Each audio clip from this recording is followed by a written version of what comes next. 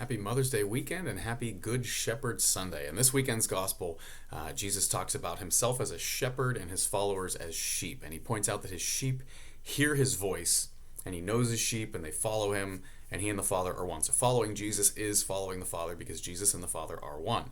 Right? And so as his sheep, we have to know and hear his voice so that we can follow him.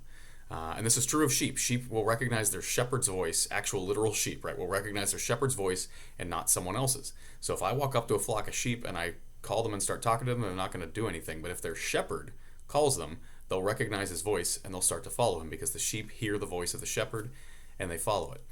Similarly, if we're at a park or something and someone calls one of my kids' names, they probably won't respond. But if they hear my voice, they'll sometimes respond, sometimes they won't, right?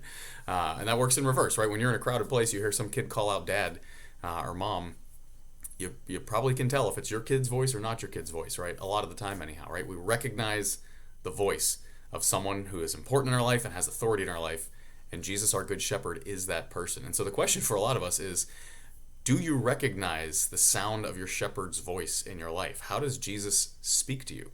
How do you hear him? Do you hear him by reading scripture? Do you hear him by praying the rosary? Do you hear him by going for a walk? Where do you hear the voice of the Lord in your life?